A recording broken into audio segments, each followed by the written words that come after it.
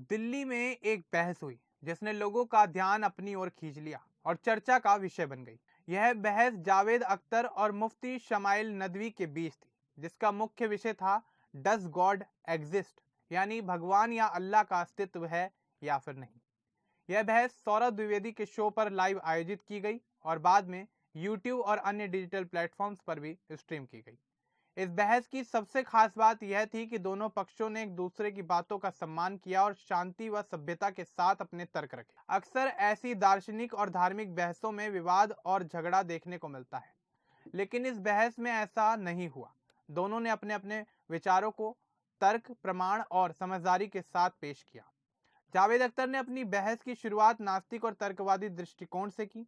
उनका मानना था कि किसी भी चीज पर विश्वास करने के लिए हमें विज्ञान, लॉजिक और ठोस प्रमाण की जरूरत होती है। उन्होंने कई महत्वपूर्ण सवाल उठाए, जिनमें प्रमुख यह था कि जब ब्रह्मांड की उत्पत्ति और जीवन की शुरुआत को समझाने के लिए बिग बैंग थ्योरी और इवोल्यूशन जैसी वैज्ञानिक थ्योरी मौजूद हैं, तो भगवान की आवश्यकता क्यों है। जावेद अख्तर ने यह भी कहा कि धार्मिक ग्रंथ मानव निर्मित हैं और समय के साथ इनमें बदलाव आते रहे हैं। उनका तर्क था कि धर्म अक्सर केवल सामाजिक दबाव, डर और मानसिक स्थिति का परिणाम होता है, न कि किसी दिव्य सत्य का प्रमाण। उन्होंने बहस में प्रॉब्लम ऑफ एविल का मुद्दा भी उठाया और पूछा कि अगर भगवान मौजूद हैं और सर्वशक्तिमान हैं, तो दुनिया में इतनी पीड़ा, अन्याय, हिंसा और दुख आखिर क्यों है। उनका कहना था कि अगर भगवान सच में होते तो यह न्याय और सहानुभूति का नियम लागू होना चाहिए। साथ ही उन्होंने धर्म को कभी कभी सोशल कंडीशनिंग के रूप में देखने की बात भी कही। मुफ्ती शमाइल नदवी ने अपनी बहस में इस्लामिक स्कॉलर और धार्मिक दृष्टिकोण से भगवान के अस्तित्व का पक्ष रखा।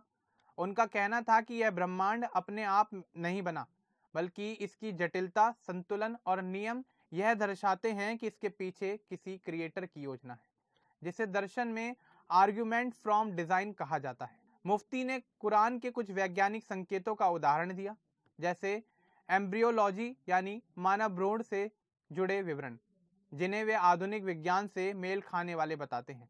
उन्होंने यह भी कहा कि हर इंसान के भीतर भगवान में विश्वास की जन्मजात प्रवृत्ति होती है, जिसे फितरा कहा जाता है।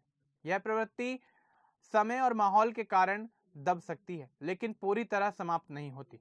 जावेद अख्तर के विज्ञान आधारित तर्कों का जवाब देते हुए मुफ्ती ने कहा कि विज्ञान केवल यह बताता है कि चीजें कैसे होती हैं, लेकिन यह नहीं बताता कि क्यों होती हैं। उन्होंने यह भी कहा कि नैतिकता, सही और गलत की समझ और समाज में अनुशासन का स्रोत भगवान है, और यदि इसे हटाया जाए तो समाज में अराजकता फैल सकती है।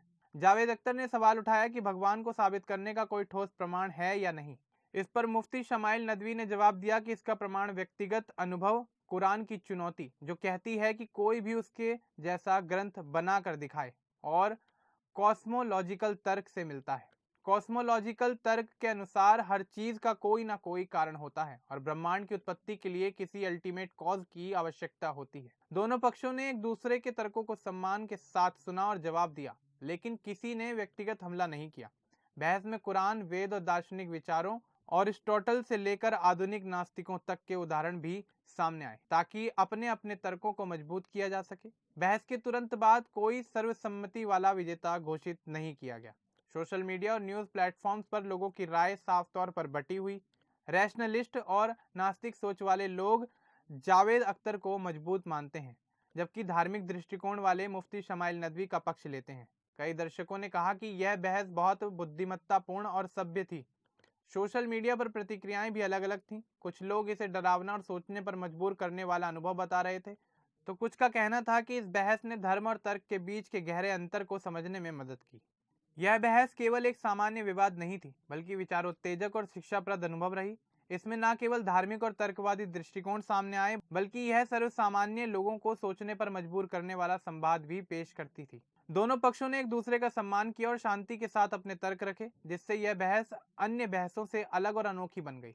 इस बहस का महत्व इसलिए भी है क्योंकि यह 2025 में हुए मुशायरा विवाद से जुड़ी पहली चुनौतियों और बहस का नतीजा थी। अब इस पूरे मामले को लेकर आपका क्या कुछ कहना है, हमें कमेंट बॉक्स में जरूर बताएं। बाकी इस तरह की और अपडेट्स के लिए हमारे चैनल को सब्सक्राइब करना ना भूलें। धन्यवाद।